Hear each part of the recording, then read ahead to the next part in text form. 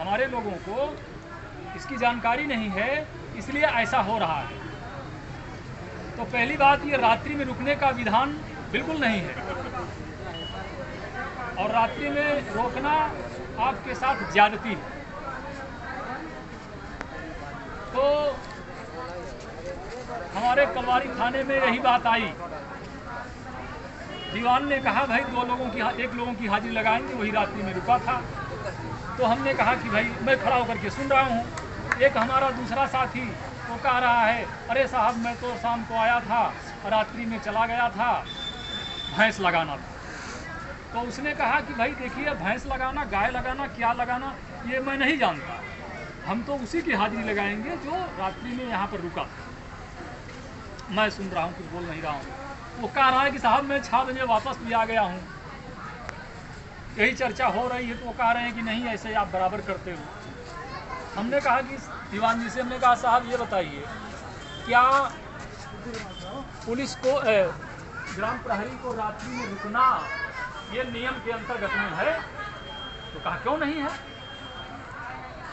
हमने कहा बिल्कुल नहीं है, हमारे पास पुलिस रेगुलेशन एक्ट है, और हमने सूचना अधिकार के तहत एसपी से मांगा भी था, और उसमें लिखा है कि चौकीदार थाने में आएंगे और अपने गांव की खैरियत सुनाएंगे, वापस चले जाएंगे।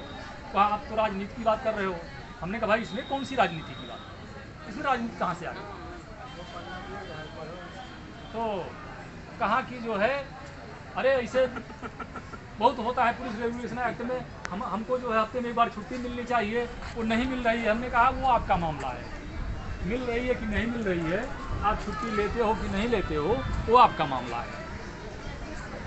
तो कहा कि नहीं, आप राजनीति कर रहे हो, चौकीदारों के साथ आप अन्याय कर रहे हो। उसने हमसे कहा आप चौकीदारों के साथ में अन्याय कर रहे हो। हमने कहा देखिए साहब, अन्याय और न्याय वाली बात नहीं है, बात यह है आप रात्रि में रुकने के लिए कहते हो, आप हमको लिख करके दीजिए, रोस्टर बना दीजिए, चौकीदार कितने बजे आएंगे, क्या क्या करेंगे और कब जाएंगे, ये हमको लिख करके दीजिए। बिल्कुल रात्रि में रुकेंगे, आप जो कहोगे सो करेंगे, लेकिन लिख करके देना होगा। कहा कि नहीं देखिए, ये राजनीति की बात आप कर रहे हो, और ये राजनीति यहाँ ऐसे ही हर जगह लोगों को ऐसे ही दबाव बनाया जाता है। भैया बोले तो देखिए, दबाव बनाया जाता है, तो आप उनको सटीक जवाब दीजिए। जब आप सटीक जवाब देंगे तब वो समझेंगे कि भाई देखिए, चौकीदार भी अब, ग्राम प्रहरी भी अब समझदार हो गए हैं, जानकार हो गए हैं, और उनको अपने अधिकार की और अपने कर्तव्य की जानकारी हो गई है, तो आपके साथ अन्याय नहीं होगा। और जब तक आपको अपने अधिकार और कर्तव्य की जानकारी नहीं रहेगी, आपके साथ अन्याय होगा, और अन्याय बर्दाश्त नहीं करना चाहिए। ये भी बात है, क्योंकि जो अन्याय को बर्दाश्त करते हैं, अन्याय उन्हीं के साथ में होता है। जो अन्याय नहीं बर्दाश्त करते, उनके साथ अन्याय नहीं होता है।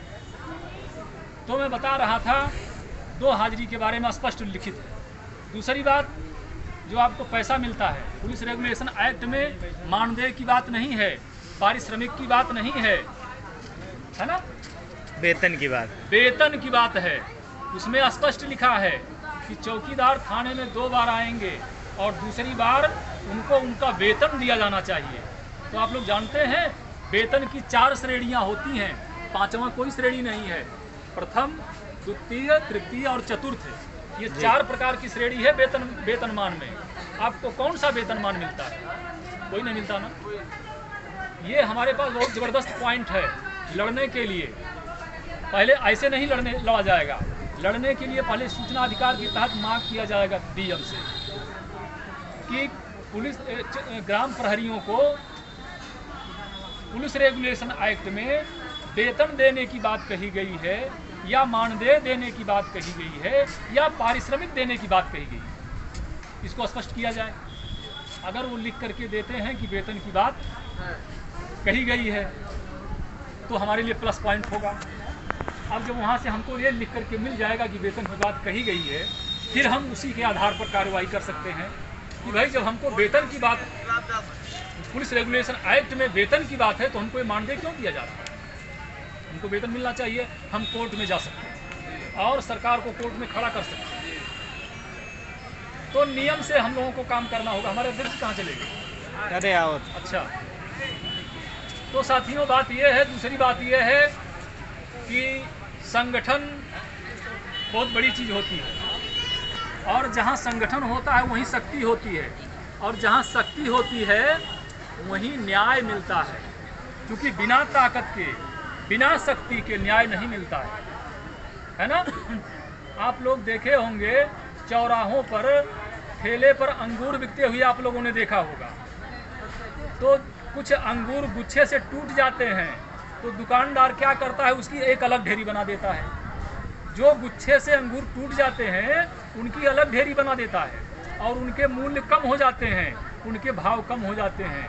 होता है कि नहीं होता है? और जो अंगूर गुच्छे में होता है उसका मूल्य ज़्यादा होता है, उसका भाव ज़्यादा होता है, क्योंकि हमारा जो ये ग्राम प्रहरी समाज है